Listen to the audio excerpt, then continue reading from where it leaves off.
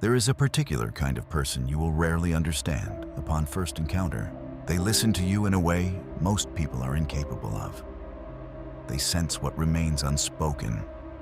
They see through the layers others spend years constructing and grasp what lies beneath within minutes of meeting you. Carl Jung's psychology offers us the most precise language for what these individuals carry inside. And what they carry is extraordinary and quietly catastrophic. Because they disappear, they create a depth of connection you cannot explain, and then they withdraw from depletion, the kind of depletion that accumulates over a lifetime of absorbing what others discard. This is traumaborn empath psychology in its most unfiltered form.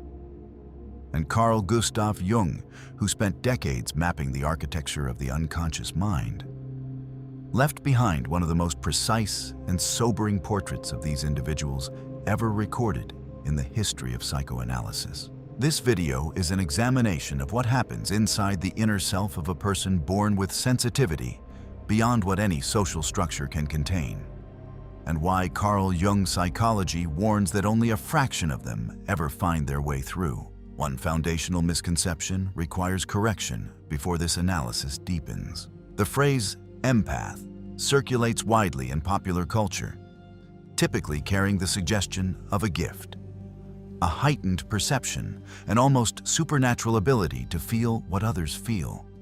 Carl Jung's psychology operates from a more disciplined and ultimately more disturbing framework. In Psychological Types, 1921, Carl Gustav Jung outlined a personality configuration he called the introverted feeling type. These are individuals whose emotional life functions as their primary language, the original lens through which all reality is processed. The external world arrives second as a translation from a deeper internal grammar. Jung wrote, "Introverted feeling is determined principally by the subjective factor. It makes people silent and difficult of access. It shrinks back like a violet from the brute nature of the object in order to fill the depths of the subject. It comes out with negative judgments or assumes an air of profound indifference as a means of defense." Shrinks back like a violet. Jung chose that phrase with precision. The withdrawal of the empath loner personality is a biological response encoded into the structure of the psyche, activated by the sheer intensity of what the outer world delivers to a nervous system with no natural filter. This connects directly to a phenomenon Jung drew from anthropologist Levi Bruhl, which he called participation mystique, a state in which the psychological boundary between self and other dissolves entirely. If we go right back to primitive psychology, we find absolutely no trace of the concept of an individual. Instead of individuality, we find only collective relationship, or what Levi Bruhl calls participation mystique. For most individuals in human psychology, participation mystique represents a primitive stage long superseded by ego formation. For the trauma-born empath, it remains the default condition of consciousness. They absorb the emotional states of others involuntarily. When a room carries collective tension, they become its container, long after everyone else has left. Now consider what happens when this structure collides with early trauma. When a child with this configuration grows up in an environment where sensitivity is treated as a liability, a household built on conflict, a parent who pathologizes emotion, a peer culture that punishes depth, the trauma does not wound them the way it would wound an ordinary child. It becomes encoded into the very mechanism of their empathy. The capacity that allows them to feel most deeply becomes inseparable from the site of their greatest pain. Jung described this internalization in the language of psychoanalysis.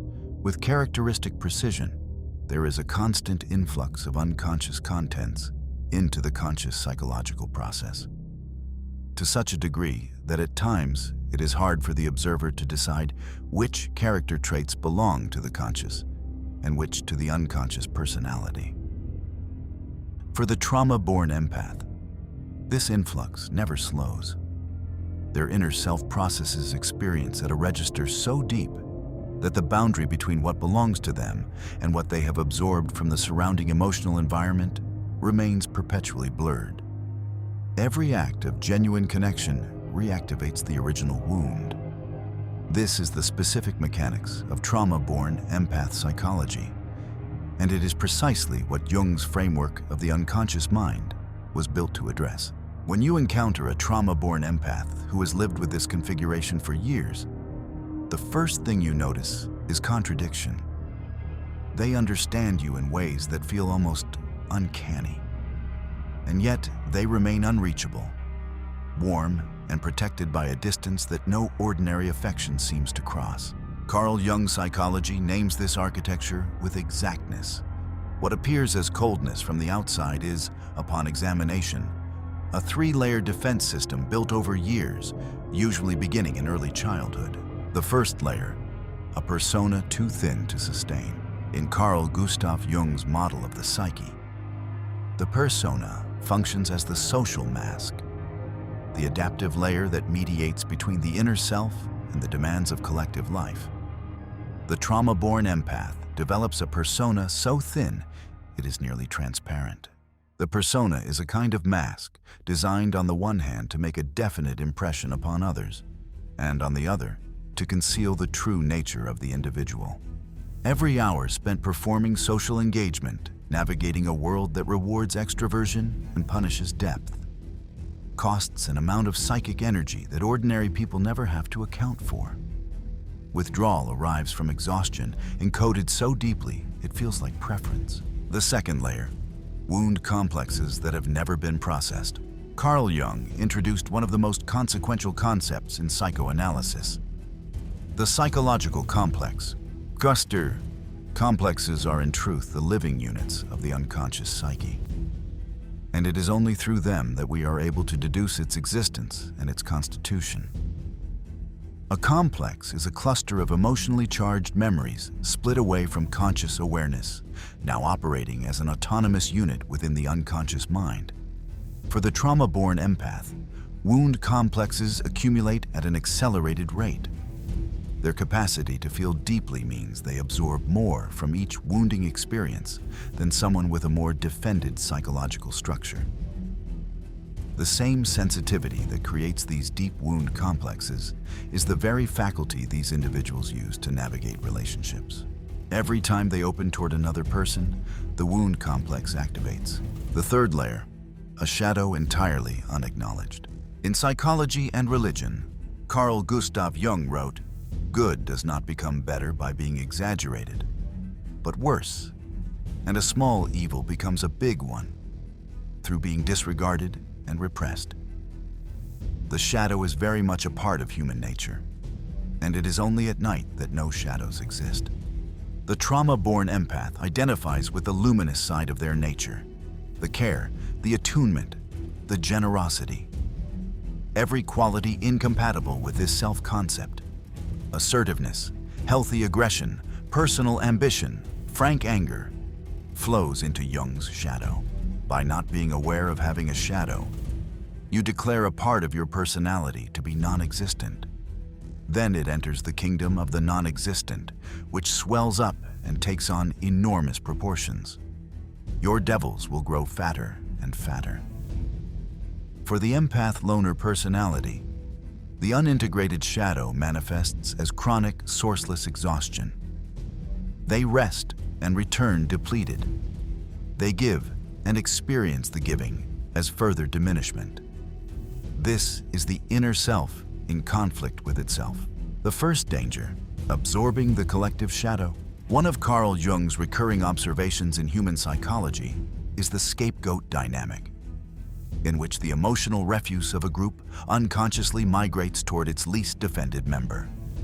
The trauma-born empath, with thin ego boundaries and a chronic tendency toward responsibility for others' emotional states, becomes this receptacle with disturbing regularity. In families, in workplaces, in intimate relationships, they are the one who senses unspoken tension and moves to dissolve it. The one who remains awake at 3 a.m., processing what everyone else released hours ago. They are rewarded for this, called empathetic, reliable, safe. The reward reinforces the behavior. The behavior depletes the inner self below its capacity to regenerate. And because this depletion accumulates gradually across years, the trauma-born empath rarely identifies it as a structural problem. They experience it as a personal failing, as evidence that they are simply not strong enough, not resilient enough, not evolved enough. Carl Jung's psychoanalysis names it for what it actually is: the cost of carrying what the collective refuses to carry for itself. The second danger: negative ego inflation. Carl Jung's psychology identifies ego inflation as the condition in which the ego becomes fused with a larger archetypal force and loses its proper boundaries in that fusion. The common image of inflation is grandiosity, the individual who believes themselves cosmically significant, specially appointed. The trauma-born empath experiences inflation in its inverted form. I suffer more than others. I feel more than others. Therefore, my sacrifice carries greater meaning. This is the psychological structure of the martyr. And like all inflated positions, it generates a false sense of purpose that feels indistinguishable from genuine meaning until it collapses. When it does collapse, it leaves behind a void that no volume of personal development work and no framework of human psychology can fill through conventional means. The third danger: the savior complex. It is his own hurt that gives the measure of his power to heal. Carl Jung's psychology provides what no other framework in human psychology offers at the same depth: a structural map of the inner self. What animates this map is what Jung called libido, psychic energy in the broadest sense. The libido has, as it were, a natural penchant. It is like water, which must have a gradient if it is to flow. The trauma-born empath carries intense libido. The problem is, its flow is blocked at 3 specific points in the architecture of the unconscious mind. The first blockage sits between ego and the personal unconscious, a layer Jung defined as containing everything once perceived but not consciously registered, every forgotten memory, every feeling felt but never examined. Jung wrote, "Everything of which I know, but of which I am not at the moment thinking. Everything of which I was once conscious, but have now forgotten." All this is the content of the unconscious. For the trauma-born empath, this layer carries the dense residue of every instance their sensitivity was punished. These residues formed complexes. The complexes generate internal resistance that consumes psychic energy faster than the individual can replenish it. The second blockage is the sealed shadow, protected by the empath's core identity.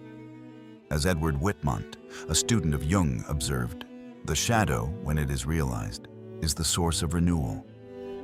When there is an impasse and sterile time in our lives, we must look to the dark, hitherto unacceptable side, meeting the shadow. The third blockage is the anima and animus, the bridge Jung described between the ego and the collective unconscious. The animus and the anima should function as a bridge or a door leading to the images of the collective unconscious, as the persona should be a sort of bridge into the world. Jung made no promises about the simplicity of the path he called individuation. Nobody who finds himself on the road to wholeness can escape that characteristic suspension, which is the meaning of crucifixion. For he will infallibly run into things that thwart and cross him. First, the thing he has no wish to be, the shadow. Second, the thing he is not, the other. And third, his psychic non-ego, the collective unconscious. The first crossing, meeting the shadow directly. Darrell Sharp and Jung Lexicon provided the most practically useful summary of shadow integration in the literature of psychoanalysis. There is no generally effective technique for assimilating the shadow. It is more like diplomacy or statesmanship, and it is always an individual matter. First, one has to accept and take seriously the existence of the shadow. Second, one has to become aware of its qualities and intentions. This happens through conscientious attention to moods, fantasies, and impulses. Third, a long process of negotiation is unavoidable for the empath loner personality. This crossing demands recognition of one specific truth. Their habitual generosity carries embedded within it a component of fear. Fear of conflict. Fear of rejection. That recognition clarifies the full composition of their care. And that clarity is the beginning of real integration. This integration cannot take place unless one can admit the tendencies bound up with the shadow and allow them some measure of realization. Tempered, of course, with the necessary criticism. The second crossing, rebuilding the ego. The trauma-born empath approaching personal development at this stage faces a specific misunderstanding. They equate psychological strength with the loss of sensitivity. Carl Jung's psychology corrects this directly. Individuation does not eliminate sensitivity. It places it within a structure strong enough to sustain it. Neurosis is always a substitute for legitimate suffering. The suffering endured through overgiving and chronic absorption is a substitute for a different and more difficult kind. Genuine self-confrontation. Individuation asks for the second. The third crossing, active imagination. In memories, dreams, reflections, Jung described his own practice of direct dialogue with the figures of the unconscious mind. For decades, I always turned to the anima when I felt that my emotional behavior was disturbed. I would then ask the anima, "Now what are you up to? What do you see?"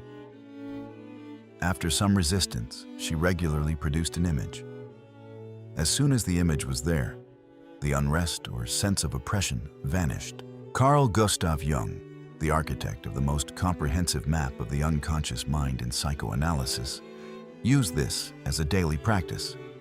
The one path requires the same sustained, intimate engagement with the shadow, the anima or animus. The complexes still carrying the charge of early wounds. There is only the passage through.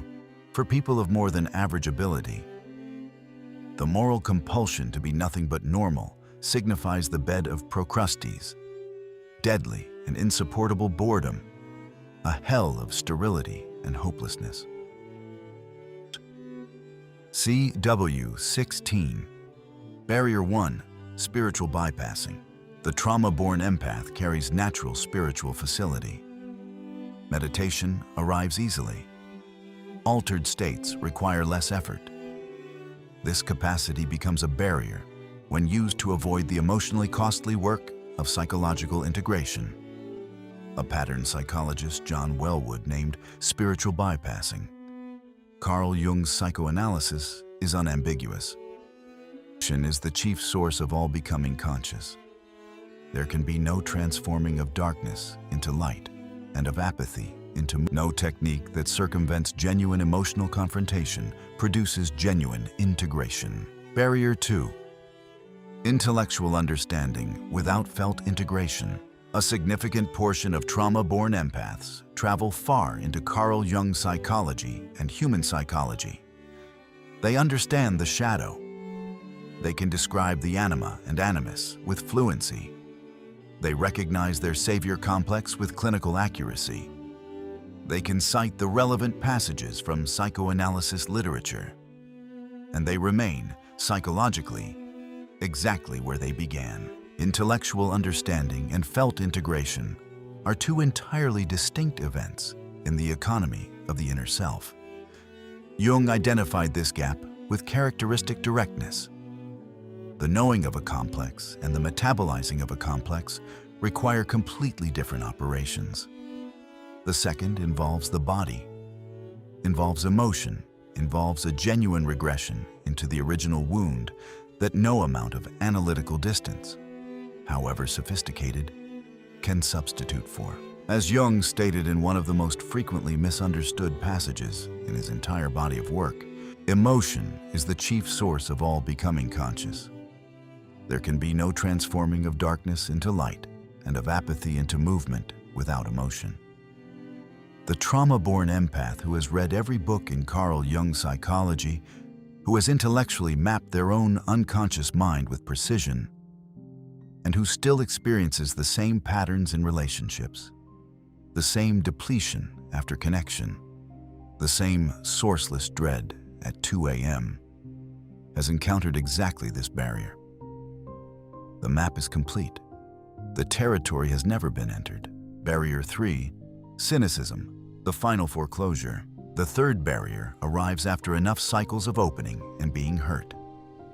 The trauma-born empath who reaches this point closes completely, constructing a fortress of detachment and calling it wisdom. In doing so, they lose the one faculty that gave their inner self its defining character.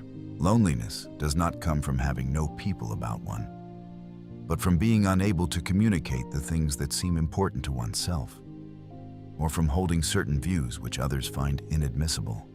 Carl Jung's psychology, across all its volumes, carries a single insistence.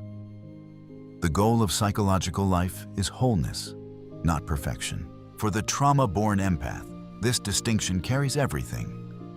Wholeness means the capacity to hold the full range of the inner self, the care and the aggression, the depth and the boundary, the openness and the refusal, without any part requiring exile. Real liberation comes not from glossing over or repressing painful states of feeling, but only from experiencing them to the full. The gateway into that liberation arrives through the least expected door. Depression is not necessarily pathological. It often foreshadows a renewal of the personality or a burst of creative activity. There are moments in human life when a new page is turned. The exhaustion, the emptiness, the point at which the trauma-born empath has nothing left to give. This is the threshold Carl Gustav Jung identified. The psyche, stripped of its substitutes, stands directly before what it has been avoiding. The one path asks one thing at its core: to remain present at that threshold, to resist the reflex toward overgiving, spiritual bypass, or cynical closure long enough for the unconscious mind to complete the movement it has been attempting all along. The highest, most decisive experience is to be alone with one's own self. You must be alone to find out what supports you when you find that you cannot support yourself. Only this experience can give you an indestructible foundation. An indestructible foundation built from the inside out. From the material of genuine self-confrontation, the shadow meetings postponed, the wound complexes avoided, the anger exiled, the need denied. This is where trauma-born empath psychology, followed honestly and completely, arrives. At a self that can feel everything it was built to feel and remain standing. The shadow, when it is realized, is the source of renewal. Meeting the shadow,